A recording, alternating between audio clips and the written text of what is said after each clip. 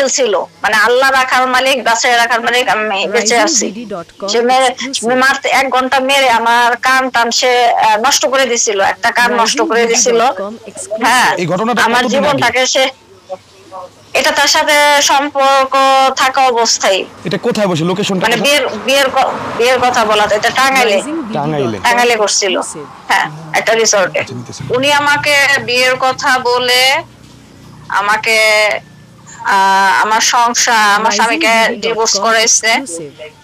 এখন ধরেন আমাকে বিয়ের কথা বলে আমার স্বামীকে ডিভোর্স করে আমার সংসার সমাজ সব ধ্বংস করে আমাকে পথে বসায় দিয়ে এখন সে আমাকে বিয়ে করবে না, উল্টা নানা রকম মেরে ফেলার হুমকি দিচ্ছে এবং নানা রকম ফোন দিয়ে এর আগে বাজে গালিগালাজ এবং চিৎকার চেঁচামেচি করছে এবং সে আমাকে মারধরও করছে, শারীরিক মানসিক অনেক অত্যাচারও করছে আমাকে নিয়ে করছে।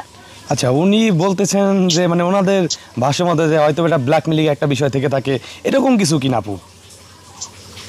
হ্যাঁ, ব্ল্যাকমেইল তো সে শুরু থেকে আমাকে ব্ল্যাকমেইল করছে, ব্ল্যাকমেইল করে করেই তো তার প্রতি আমাকে আসক্ত করছে। আচ্ছা আচ্ছা, কারণ আমার 25 বছরের সংসার, আমার এত বছর কারোর সাথে রিলেশন হইলো না, কিছু হইলো না। এই লোক আমাকে বারবার সে আত্মহত্যা করবে, এই করবে সেই করবে, তার জন্য আমি দায়ী থাকবো, আমি জেলে যাব, ফেঁসে যাব। এবং সে একবার ওষুধ, ঘুমের ওষুধ এবং এছাড়াও নেশা দ্রব্য কিছু হয়তো খাইতো, কি খাইতো আমি সেটা জানি না, কিন্তু বোঝা যাইতো সেগুলা করে করে এবং আমাকে অ্যাসিড দিয়ে পুড়ে দিবে, নানান কথা বলে আমাকে তার প্রতি আসক্ত করছিল।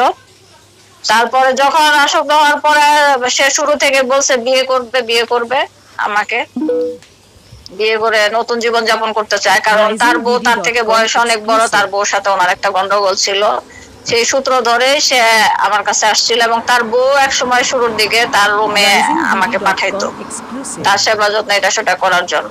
কারণ তার বউ চাইতো যে তাকে ছেড়ে দিবে এবং এও ছেড়ে দিবে, দুজনকে ছেড়ে দিবে।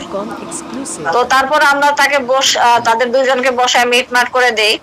দেওয়ার পরেও ধরেন এক সূত্রে সে অসুস্থ, অমক এগুলা বলতো। ওনার বউ ফোন দিয়ে আমাকে নিয়ে তার রুমে পাঠাইতো।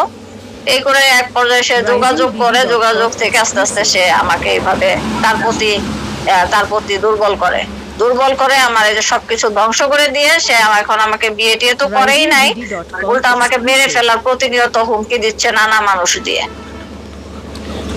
এবং আমার ছবি ভিডিও সে ভাইরাল করে দিবে, এগুলোও হুমকি দিচ্ছে অনেক।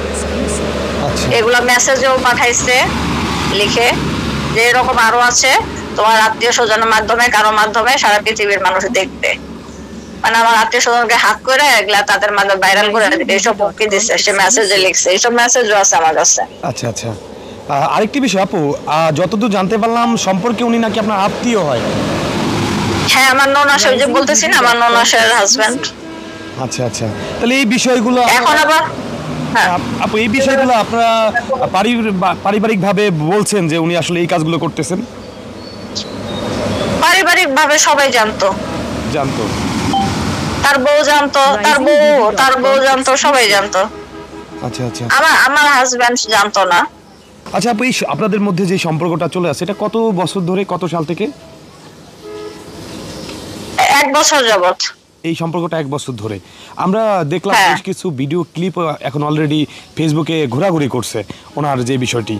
এখানে তো আসলে উনি তো দাবি করার বা যেই ভিডিও যে বিষয়টি, এটা কি আপনার এই 1 বছরের মধ্যে সম্পর্কের মধ্যেই? হ্যাঁ, সম্পর্কের মধ্যেই ওই এগুলা করেছিল।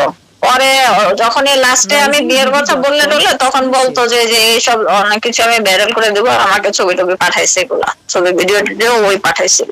তাহলে এই ভিডিওগুলো কি ওনার করা, উনি লোকজন দিয়ে করছে? হ্যাঁ, ওনার করা। উনি আমাকে ডেকে নিত, ওনার জায়গায় উনি করানো এগুলা। আপু, এই নিয়ে কি আপনি কোনো আইনি ব্যবস্থায় যাবেন কিনা, পদক্ষেপ নেবেন কিনা? সে আমাকে এখন তার লোকজন দিয়ে হুমকি দিচ্ছে, আমাকে বলতেছে মানে ওরা বেঁচে যাওয়ার জন্য নানা ভাবে হুমকি দিতেছে, বলতেছে যে ওদের এক উকিল দিয়া, ওই ডিসিডি উকিল যে, তাকে দিয়ে আমাকে বলতেছে যে আমার নামে মামলা করবে, সাইবার মামলা করবে আমার নামে, কি মামলা করবে সেটা হচ্ছে যে আমার সে অ্যাফিডেভিট করে বিয়ে করছিল এবং অ্যাফিডেভিট করে ছেড়ে দিছে। হ্যাঁ। এখন সেটার জন্য আমি ক্ষিপ্ত হয়ে আমি তার স্বামী স্ত্রীর এটা নাকি ভাইরাল করতেছি, আচ্ছা আচ্ছা, ভাইরাল করে দিছি। আপনি কি আদৌ বিয়ে কিন্তু করেছিলেন? মিথ্যা অপবাদ দিচ্ছেন না রে ভাই।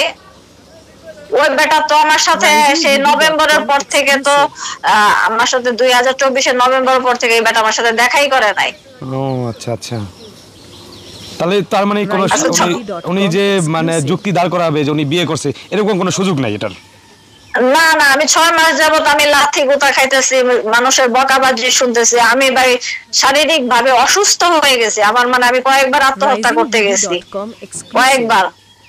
কারণ আমার সমাজে মুখ দেখাইতে পারি না, বের হইতে পারি না। আমি এখন কলঙ্কিনী মানে আমাকে ছেড়ে দিয়ে ও শরীয়তপুর রাজার হালে আছে সবকিছু নিয়ে। ও কোটি কোটি টাকা কামাবে সেই সব ধান্দা করতেছে। ওর কাছে একটা জীবন কিছুই না। ও কয়েকটা জীবন ধ্বংস করছে, 2টা সংসার ধ্বংস করছে। আমার মা বাবার সংসার ধ্বংস হয়েছে ওর কারণে, আমার সংসার ধ্বংস হয়েছে ওর কারণে, এবং আমার ছেলে মেয়ে, আমার হাজবেন্ড, আমার মা, আমার ভাই, সবার জীবন ধ্বংস হয়েছে। বিশাল অশান্তি, গন্ডগোল। এখন যে একটু বিষয় দাঁড়ায় গেছে, তাহলে সেক্ষেত্রে তো আপনি, কেউ তো আইনের ঊর্ধ্বে নাই, তিনি জেলা প্রশাসক হতে পারেন কিন্তু তিনিও তো আইনের ঊর্ধ্বে নাই, চাইলে তো আপনিও ওনার